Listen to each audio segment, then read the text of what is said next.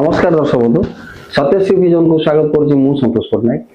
आज जड़े मो सहित अच्छा अतिथि जी की फिल्म रे से हीरो होती फिल्म पाई से हीरो तैयारी करुँच से कई नुहति से हेले विश्वरूप दास। डिम्पल ना समस्ते जानते जीवन विषय आम सहित किसी कथा हवा पचारि बुझा जीवन विषय। नमस्कार सत्यश्री विजन को आपको स्वागत। नमस्कार। आपण को जीवन विषय आमको आम दर्शक मान किसी कहे। नमस्कार दर्शक बंधु निश्चित कथा हवा। आज्ञा आप जो फास्ट ओडिया फिल्म करते से जो ओडिया फिल्म थिला नाटा थिला तार मार्गो आपन से केमती फास्ट माने काम करते। मार्गो फिल्म आरंभ होइतला 1992 रे बापा से फिल्म टाको करथिले प्रोड्यूस करथिले एवं डायरेक्शन भी ताकर थिला स्क्रिप्ट भी ताकर थिला। मु तो छोटो थिली तळे किंतु मार्गो करिया पूर्व बापांकर आ गुटे लाइफ थिला कि नाटक नाटककार थिला। एक्चुअली नाटककार थिला बेले मु छोटो बळू मोर बयस 4-5 वर्ष थिला त मु स्टेज रे किछि काम करथिली। तापर मु धीरे धीरे नाटक प्रति मोर इन्वॉल्व आसला। तापर बड़ होला पर 1992 रे से फिल्म करे आरंभ करले सेतबेले मु सेतरे काम आरंभ करली एवं सेटा निजे में करथिलु घर प्रोडक्शन थिला सेटा जागृति पिक्चर्स सेटा ओबीसी रो किछि लोन आस्थिला तळे से फिल्म सेतबेले हेतला मु जेतरे एक्टिंग करथिली मोर जस्ट कैरियर आरंभ होतला सेतरे। आपनकर केते बयस रो प्रथम एंट्री कले सेतबेले आपन केते बयस हेतला? मते हेतला 20-21 वर्ष हेतला तळे एक्टिंग कला बेले। आपन जेतले एंट्री कले आपन के फास्ट प्रोफेशन देले जे माने एंट्री करिया पई की चांस देले सेतरे गोटे छोट घटना कहबी।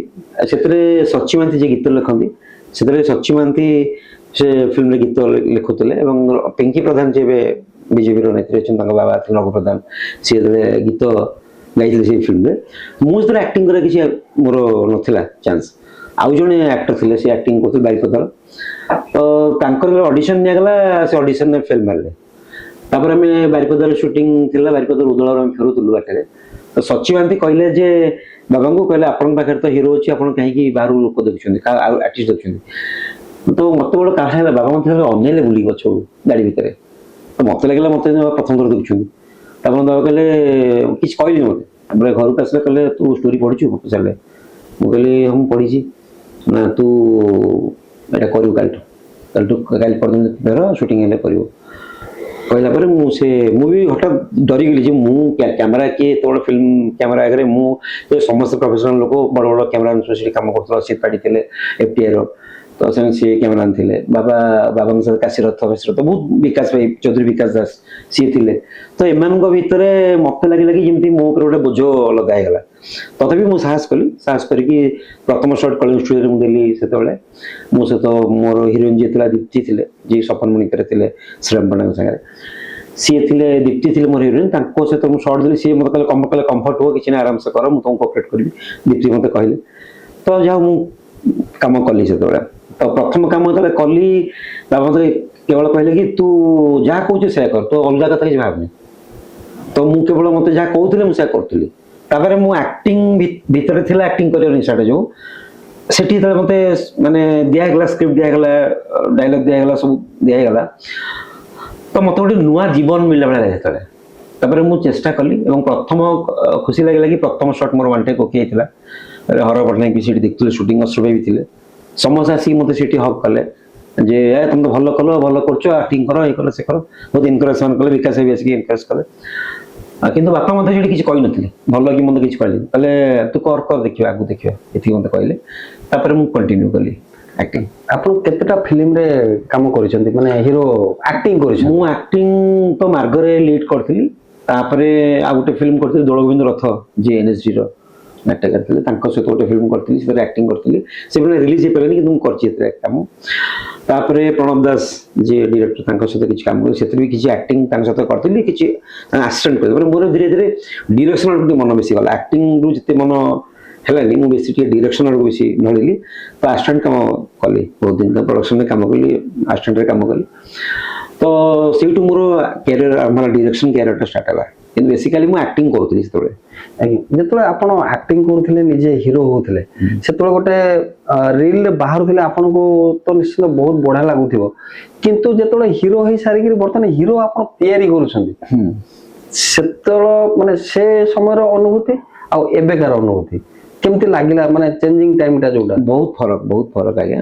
ଦେଖନ୍ତୁ ନିଜେ ଅଭିନୟ କରିବା ବହୁତ ବଡ଼ ମାନେ ବହୁତ ଡିଫିକଲ୍ଟ କଥା। ଅନ୍ୟକୁ କହିଦେବାଟା ସହଜ କିନ୍ତୁ ନିଜେ ଆକ୍ଟିଂ କରିବା ବହୁତ କଷ୍ଟ।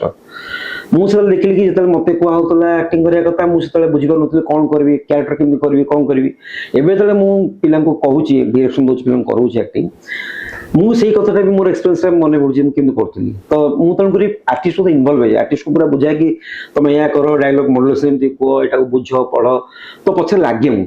ତ ଡିଫରେନ୍ସ ତ ବହୁତ ଅଛି, ଅଭିନୟ କରିବା ଡିରେକ୍ସନ ଭିତରେ ବହୁତ ଡିଫରେନ୍ସ ଅଛି। ଆମେ ଦେଖିଛୁ କିଛି ନୂଆ ପିଲାଙ୍କୁ ଡିରେକ୍ସନ ଦବା ଆଉ ପୁରୁଣା ଆର୍ଟିଷ୍ଟ ମାନଙ୍କୁ ଡିରେକ୍ସନ ଦବା, ତା ଭିତରେ ବହୁତ ମାନେ ଛାଡେ, ଯୋଉଟା କି ଆମେ କହୁ ନୂଆ ପିଲାକୁ ନେଇକି ଆମେ କାମ କରିବାଟା ଡିଫିକଲ୍ଟ ହୁଏ କୁହନ୍ତି। କିନ୍ତୁ ମୁଁ ଭାବୁଛି ନୂଆ ପିଲାଙ୍କୁ ନେଇକି କେତେ ସହଜରେ ଆପଣ କାମ କରିପାରୁଛନ୍ତି ସେ ବିଷୟରେ ଟିକେ କହିବେ। କାହିଁକି ନା ଅନ୍ୟ କିଛି ଡିରେକ୍ଟର ଥାନ୍ତି ନୂଆ ପିଲାଙ୍କୁ ଦେଖିଲେ ବିଗିଡ଼ିବେ, ଯୋଉଟା କି ନୂଆ ପିଲା ନର୍ଭସ ହେଇଯାନ୍ତି। କିନ୍ତୁ ଆପଣଙ୍କର ସୁଟିଂ ସେଟରେ ମୁଁ ଯେତିକି ଅନୁଭବ କରିଛି, ଦେଖିଛି ସୁଟିଂ ସେଟକୁ ଯାଇକି, ମୁଁ ଦେଖିଛି କେବେ ଆପଣ ବିଗିଡନ୍ତିନି ଆଉ ନୂଆ ପିଲାଙ୍କୁ ଅତି ସହଜରେ ବୁଝେଇକିରି କାମଟା ବାହାର କରନ୍ତି। ଏବଂ ସେଇଟା ହେଉଛି ଗୋଟେ ଧୈର୍ଯ୍ୟର କଥା। ଗୋଟେ ଡିରେକ୍ଟର ପାଖରେ ମୁଁ ଭାବେ ଯଦି ଧୈର୍ଯ୍ୟ ନଥିବ ତାହେଲେ ସେ ଗୋଟେ ଆର୍ଟିଷ୍ଟର ଆଉଟପୁଟ୍ କାଢ଼ିବା ବହୁତ କଷ୍ଟ ହେଇଯିବ। କାହିଁକିନା ସମସ୍ତେ ଆକ୍ଟିଂରେ ମୁଁ ଭାବେ କି ଏତେ କମ୍ଫର୍ଟ ନଥାନ୍ତି। କିଛି ଲୋକ ସଉକରେ ଆସନ୍ତି କରିବା ପାଇଁ, କିଛି ଲୋକ ଟ୍ରେଣ୍ଡ ହେଇକି ଆସନ୍ତି ଆକ୍ଟିଂ କରିବା ପାଇଁ। କିନ୍ତୁ ଫରକ ହୁଏ କ'ଣ, ଟ୍ରେଣ୍ଡ ପିଲାମାନଙ୍କ ଭିତରେ ଟିକେ ଥାଏ, ସେମାନେ ଜାଣିଥାନ୍ତି ଯେ କ'ଣ କ୍ୟାମେରା ସ୍ପେସ୍ ମ୍ୟାନେଜମେଣ୍ଟ କେମିତି ହେବ, ଡାଇଲଗ କେମିତି କହିପାରନ୍ତି। କିନ୍ତୁ ନୂଆ ପିଲା ବହୁତ ପିଲା ନୂଆ ଆସୁଛନ୍ତି କାମ କରିବାକୁ, ତ ମୁଁ ଦେଖୁଛି ସେମାନଙ୍କ ଭିତରେ ଇଚ୍ଛା ଅଛି ଆକ୍ଟିଂ କରିବାର, କିନ୍ତୁ ଟେକ୍ନିକାଲ ସେମାନେ ସାଉଣ୍ଡ ହୁଅନ୍ତି। ତ ମୁଁ ଯଦି ତାଙ୍କୁ ରାଗିଯିବି ବା ତାଙ୍କୁ କିଛି କହିଦେବି ତାହେଲେ ମୋତେ ଲାଗେ କି ସେମାନେ ବ୍ଲକ୍ ହେଇଯିବେ, ତାପରେ ତାଙ୍କୁ କଷ୍ଟ ଆଉଟପୁଟ୍ କାଢ଼ିବା ବହୁତ କଷ୍ଟ। ସେଥିପାଇଁ ମୁଁ ରାଗେନି। ସେଥିପାଇଁ ମୁଁ କ'ଣ କରିକି ମୁଁ ବହୁତ ପେସେନ୍ସ ରଖେ। ଏମିତି ବିଶ୍ୱାସ କରୁନି, ଏବେ ବି ସୁଟିଂ ମୁଁ କରୁଛି ନ୍ୟୁଜ୍ 7ରେ, ଗୋଟେ ପିଲା 12ଟା ଟେକ୍ ଦିଅନ୍ତି, 12ଟା 13ଟା ଟେକ୍ ଦେଲା ପରେ ବି ମୁଁ ପେସେନ୍ସ କିଛି କହିନି ତାଙ୍କୁ, ଆରେ ହବ।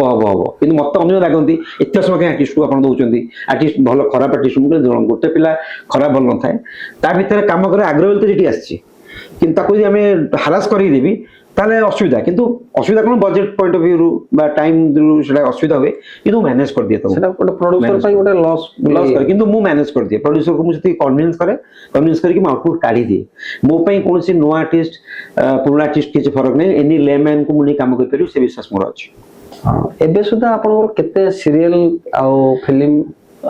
ମୁଁ ବର୍ତ୍ତମାନ ରିସେଣ୍ଟଲି ଗୋଟେ ଫିଲ୍ମ କରିଛି ଜୀବନ ନ୍ୟାସ, ନିଜେ ପ୍ରଡ୍ୟୁସ କରିଛି ସେ ଫିଲ୍ମଟା, ଡିରେକ୍ସନ ନିଜେ ଦେଇଛି। ଆଉ ସେ ସବୁଠୁ ବଡ଼ କଥା ହେଲା ସେ ଫିଲ୍ମଟାକୁ ଏବେ ପାଖାପାଖି 30ରୁ 35ଟା ଇଣ୍ଟରନ୍ୟାସନାଲ ଆୱାର୍ଡ ମିଳିଛି କାଲକାଟାରେ, ବାହାରେ ବି ମିଳିଛି। ଆହୁରି କିଛି ଆୱାର୍ଡସ୍ ପାଇଛି, ଏବେ ରିସେଣ୍ଟଲି ଆସୁଛି ସେଗୁଡ଼ାକ ସବୁ। ତ ସେଇଟା ଗୋଟେ କରିଛି ଫିଲ୍ମ। ତା ସହିତ ମୁଁ ଗୋଟେ ସିରିଏଲ୍ସ କରିଛି, ଯେମିତିକି ଆପଣଙ୍କର ମାଗାନା ବୋଳିକି ନ୍ୟୁଜ୍ 7ର, ସେଇଟା ମୁଁ କନସେପ୍ଟ କରିଥିଲି। ତା ସହିତ ଅଦୃଶ୍ୟ ଜଗତ, କଥା ପର୍ଦ୍ଦାର ସବୁବେଳେ ନୂଆ କନସେପ୍ଟ ନେଇକି ମୁଁ କାମ କରେ। ପୁରୁଣା କନସେପ୍ଟ କରିନି, କାରଣ କାହାକୁ କପି, କୌଣସି ଚ୍ୟାନେଲକୁ ମୁଁ କେବେ କପି କରେନି। ସିଏ ଯାହା କରୁଛି ମୁଁ ସେୟା କରେ, ସେମିତି ନୁହେଁ। ମୁଁ ମୋର ଓନ୍ ଥଟ୍କୁ ନେଇ କାମ କରେ ଏବଂ ମୁଁ ଦେଖିଛି ଓନ୍ ଥଟ୍ କାମ କଲାବେଳେ ଲୋକମାନଙ୍କୁ ପସନ୍ଦ କରିଛନ୍ତି, ଲୋକମାନେ ତାକୁ ଭଲ ପାଇଛନ୍ତି ଏବଂ ଚାଲିଛି ଆଜି ପର୍ଯ୍ୟନ୍ତ। ଆପଣ ଡିରେକ୍ସନ ଦଉଛନ୍ତି, ଆଗରୁ ହିରୋ ହେଇଥିଲେ, ମଝିରେ ପୁଣି ଆପଣ କ୍ୟାରେକ୍ଟର କରିବା ପାଇଁ କେବେ ମନ ବଳାନ୍ତି? ହଁ, ଏବେ ରିସେଣ୍ଟଲି ଗୋଟେ କଥା କହିବି, ଏବେ ରଞ୍ଜନ ମିଶ୍ର ଗୋଟେ ଫିଲ୍ମ କରୁଛି ନାଲି ଚୁଡ଼ା ବୋଲି, ଗୋଟେ ଫିଲ୍ମ କମର୍ସିଆଲ।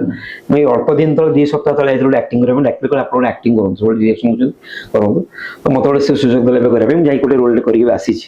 ପୁଣି ଆକ୍ଟିଂ କରିବା ନିଶାଟି ମୋ ଭିତରେ ଏବେ ହେଇଛି ବୋଲି ମୋତେ ଲାଗୁଛି। ବର୍ତ୍ତମାନ ଯୋଉ ନୂଆ ପିଢି ଆସୁଛନ୍ତି ତାଙ୍କୁ ଆପଣ କ'ଣ କହିବେ? ଆକ୍ଟିଂରେ ଆକ୍ଚୁଆଲ ମାନେ ଯୋଉଟା କହୁଛନ୍ତି ଭବିଷ୍ୟତ, କିଛି ମାନେ ଭବିଷ୍ୟତ କିଛି ବହୁତ ବଦଳିଛି ସାର୍। ଆକ୍ଚୁଆଲି ଆଗରୁ ଯୋଉ ପ୍ରୋବ୍ଲେମ ଥିଲା ଆମେ ଦେଖିଛୁ ସେଲିବ୍ରେଟ କାମ ବେଳେ, କାମ କରିବା ବହୁତ ଡିଫିକଲ୍ଟ ଥିଲା, ବହୁତ ଡିଫିକଲ୍ଟ। ଆର୍ଟିଷ୍ଟ ମାନେ କାମ ପାଖରେ କାମ ନଥିଲା, ବହୁତ ଷ୍ଟ୍ରଗଲ ସେମାନେ କରୁଥିଲେ ଏବଂ ଇଜିଲି କାମ ପିଲାମାନେ ପାଇଯାଉଛନ୍ତି। କିନ୍ତୁ ଅସୁବିଧାଟା ମୁଁ ଦେଖୁଛି, କାମ ଇଜିଲି ମିଳିଯାଉଛି କିନ୍ତୁ ପରିଶ୍ରମଟା କମି ଯାଉଛି ପିଲାଙ୍କର, ସେଇଟା ଅସୁବିଧା। ଆଉ ସେମାନେ ଭାବୁଛନ୍ତି ଆପଣଙ୍କୁ ମିଳିଗଲା, ଡାଇଲଗ କହିଦେବି ପଳେଇବ। କିନ୍ତୁ ସେତେବେଳେ କ'ଣ, କାମ ନଥିଲା, ଦୌଡ଼ି ଆ ପାଖକୁ ତାକୁ ଦୌଡ଼ି ଯାଇକିରି ପ୍ରଡ୍ୟୁସରକୁ କନଭିନ୍ସ କରିକି, ଡାଇରେକ୍ଟର କନଭିନ୍ସ କରି ପିଲା କାମ କରୁଥିଲେ। ବହୁତ ଡିଫିକଲ୍ଟ କାମ, ସିରିୟସ୍ ଥିଲେ। ଏବେ ଗୋଟେ ଜିନିଷ ବହୁତ ଫରକ ହେଇଛି, ଏବେ ସିରିୟସନେସଟା କମିଯାଇଛି। କାମ ମାର୍କେଟଟା ବହୁତ ବଢିଛି, ବହୁତ ଆର୍ଟିଷ୍ଟ ଆସିଛନ୍ତି ମାର୍କେଟକୁ, କିନ୍ତୁ ସିରିୟସନେସଟା ନାହିଁ। ସେମାନେ ଲାଇଟଲି ନେଉଛନ୍ତି ଆକ୍ଟିଂଟାକୁ, ଅସୁବିଧା ସେଠି ହଉଛି। ନିଜେ ଯେମିତିକି କ୍ୟାରେକ୍ଟର ଭିତରେ ପଶୁନାହାନ୍ତି, ନିଜର କ୍ରିଏଟିଭିଟି। ନିଶ୍ଚିତ ବହୁତ କମ୍ ଆର୍ଟିଷ୍ଟ ଯୋଉମାନେ କ୍ୟାରେକ୍ଟର ଭିତରେ ପଶୁଛନ୍ତି। ମୁଁ ଏବେ ରିସେଣ୍ଟ ଫିଲ୍ମ ଜାଣିନି ସେଟା, କିଛି ଆର୍ଟିଷ୍ଟ ଆସିଲେ ବହୁତ ପ୍ରଫେସନାଲ, ସେମାନେ ଆସିଲେ କାମ କଲେ, ଆକ୍ଟିଂ ବୁଝିଲେ, କ୍ୟାରେକ୍ଟର ବୁଝିଲେ, କାମ କଲେ। କିନ୍ତୁ ଏବେ ମୁଁ ଦେଖୁଛି ପିଲା ସବୁ ନୂଆ ପିଲା ଆସୁଛନ୍ତି, ତାଙ୍କ ଭିତରେ ଇଣ୍ଟରେଷ୍ଟ ଅଛି ଆକ୍ଟିଂ କରିବାର, କିନ୍ତୁ ତାଙ୍କ ଭିତରେ ଗ୍ଲାମରକୁ ନେଇକି ସେମାନେ ବେଶୀ ଇଣ୍ଟରେଷ୍ଟ ଅଛନ୍ତି, ସେମାନେ କ୍ୟାରିୟରକୁ ନେଇ ଇଣ୍ଟରେଷ୍ଟ ବେଶୀ ନାହାନ୍ତି। ଗ୍ଲାମରଟାକୁ ସେମାନେ ଆଗ ଦେଖୁଛନ୍ତି, କ୍ୟାରିୟରଟାକୁ ପଛରେ ଦେଖୁଛନ୍ତି। ସେଟା ଭୁଲ ଆକ୍ଚୁଆଲି ମୁଁ କହିବି। ଆଉ ବର୍ତ୍ତମାନ ଆପଣ ବି ଆମେ ଶୁଣୁଥିଲୁ ଯେ ଆପଣଙ୍କର ଗୋଟେ ସ୍କୁଲ ଗୋଟେ କରିଛନ୍ତି ଯୋଉ ନାଟକ ଶିଖଉଛନ୍ତି କି ଆର୍ଟିଷ୍ଟ ମାନଙ୍କୁ ଟ୍ରେନ୍ କରିବା ପାଇଁ। ମୁଁ ଏବେ ନୁହେଁ, ମୁଁ 4-5 ବର୍ଷ ତଳେ କରିଥିଲି ସେଟା। କିଛି ପିଲାଙ୍କୁ ମୁଁ ଟ୍ରେନ୍ ଅପ୍ କରିଥିଲି, ସେମାନେ ବିଭିନ୍ନ ଚ୍ୟାନେଲ କାମ କରୁଛନ୍ତି, ଫିଲ୍ମରେ କାମ କରୁଛନ୍ତି ଯାଇକିରି। ମୁଁ ଭାବିଲି କ'ଣ କି ଗୁଡ଼େ ପିଲା ଦରକାର ଅଛି ଇଣ୍ଡଷ୍ଟ୍ରି ପାଇଁ, ନାହାନ୍ତି ପିଲାମାନେ ବହୁତ କମ୍। ମାନେ ନାହାନ୍ତି ମାନେ କ'ଣ, ମାନେ ଏକ୍ସପିରିଏନ୍ସ ପିଲାଙ୍କର ଅଭାବ ଅଛି ଏଠି।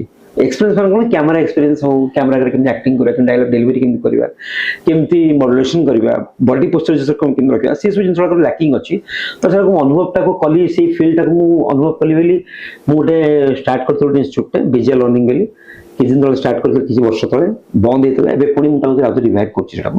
ଏବେ ମୁଁ କିଛି ନୂଆ ପିଲାଙ୍କୁ ଆମେ ସେଠି ଟ୍ରେଣ୍ଡ ଅପ୍ କରୁଛୁ ଧୀରେ ଧୀରେ। ନୂଆ ପିଲାଙ୍କୁ ନେଇକି ବର୍ତ୍ତମାନ କ'ଣ ନୂଆ ଜେନେରେସନ ନେଇକି କ'ଣ କହିବେ, କେମିତି ଆକ୍ଟିଂ ପାଇଁ ନୂଆ ଜେନେରେସନ ନେଇକି ସାର୍ ମୁଁ ଏହା କହିବି, ପ୍ରଥମ କଥା ହେଲା ପିଲାଙ୍କ ଭିତରେ ପେସେନ୍ସ ରହିବା ଦରକାର। ଏଟା ହେଲା ଗୋଟେ କଥା, ପେସେନ୍ସ ରଖନ୍ତୁ। ଡିରେକ୍ଟର କ'ଣ କହୁଛନ୍ତି, କ'ଣ କରିବାକୁ ଆପଣ ଆସିଛନ୍ତି, ସେଇଟାକୁ ଇମ୍ପୋର୍ଟାଣ୍ଟ ଦିଅନ୍ତୁ। ଆପଣ କ'ଣ ଗ୍ଲାମର ପାଇଁ ଆସନ୍ତୁନି, ଗ୍ଲାମର ବେଜିଂ ରହିବେନି ଲାଇନ୍। ଆମେ ଇଣ୍ଡଷ୍ଟ୍ରିରେ ଦେଖୁଛୁ କିଛି ନୂଆ ପିଲାମାନେ ଆସୁଛନ୍ତି, ଆଉ ପୁରୁଣା କଳାକାର ଯୋଉମାନେ ଅଛନ୍ତି ଆମେ ଦେଖିବାକୁ ପାଇଛୁ। ପୁରୁଣା କଳାକାର ଗୋଟେ ଆସିଲେ ତାର ଗୋଟେ ମନ ଭିତରେ ଥାଏ ଯେ ମୁଁ ଯାଉଛି ଆକ୍ଟିଂ ଗୋଟେ କଳା। ଆମେ କ୍ୟାମେରା ଫାଷ୍ଟ ପୂଜା ହେଲା ବେଳକୁ କ୍ୟାମେରାକୁ ଇଏ କରୁଥିଲେ, ଗୋଟେ ଡିରେକ୍ଟରକୁ ସମ୍ମାନ ଦଉଥିଲେ, ଗୋଟେ ଡିଓପିକୁ ସମ୍ମାନ ଦଉଥିଲେ। କିନ୍ତୁ ଏବେ ଆସୁଛନ୍ତି ପିଲା, ଡାକିଦେଲେ, ଆସିଲେ, ଡାଇଲଗ କହିଲେ, ସିନ୍ କଲେ, ବାହାରି ଗଲେ। ନିଶ୍ଚିତ ସେ ଜାଗାରେ ଫିଲିଂସଟା କେମିତି ହୁଏ? ଗୋଟେ କହିବି ଏଇଠି ଗୋଟେ କଥା କହିବି। ଗୋଟେ କଥା ଏବେ ଦେଖାଯାଉଛି ଯୋଉ ପିଲାମାନେ ଆକ୍ଟିଂରୁ ଆସୁଛନ୍ତି, ପ୍ରଥମେ ସେମାନେ ସ୍କ୍ରିପ୍ଟକୁ ପଚାରୁଛନ୍ତି କ'ଣ ସ୍କ୍ରିପ୍ଟ ଅଛି, କଣ୍ଟେଣ୍ଟ କ'ଣ, ସେ ବିଷୟରେ ସେମାନେ କନଫର୍ମ ହୁଅନ୍ତି। ସେମାନେ ଆସୁଛନ୍ତି, ଡାଇଲଗ କହିଦେଲେ ଗଲେ। ଡିଓପିକୁ ରେସ୍ପେକ୍ଟ ଦେବା, ସିନିୟର ଆର୍ଟିଷ୍ଟକୁ ରେସ୍ପେକ୍ଟ ଦେବା, ଟେକ୍ନିସିଆନକୁ ରେସ୍ପେକ୍ଟ ଦେବା ବହୁତ କମିଯାଇଛି, ବହୁତ କମିଛି। ସିନିୟର ଆର୍ଟିଷ୍ଟଙ୍କ ସେଟା ଅଛି, ଏବେ ସେଟା ନାହିଁ। ମୁଁ ଦେଖୁଛି, ମୁଁ ତ ପ୍ରାକ୍ଟିକାଲ ବି ନାହିଁ ପିଲାଙ୍କ ପାଖରେ। ତାଙ୍କୁ ଏଗୁଡ଼ା କହିବାକୁ ଖରାପ ବି ଲାଗେ ଆମକୁ। ଆରେ ତମେ ଯେତେବେଳେ କାମ କରିବାକୁ ଆସୁଛ, ତମେ ଆର୍ଟିଷ୍ଟ ତମର ଏଇ ଯୋଉଥିପାଇଁ ଆସିଛ, ଯୋଉଟାକୁ ନେଇକି ତମ ବ୍ରେଡ୍ ଆଣ୍ଡ ବଟର, ଯୋଉଥିପାଇଁ ତମେ ଆଜି କାମ କରିବାକୁ ଆସିଛ, ତାକୁ ରେସ୍ପେକ୍ଟ ଆର୍ଟିଷ୍ଟ ଦିଅ।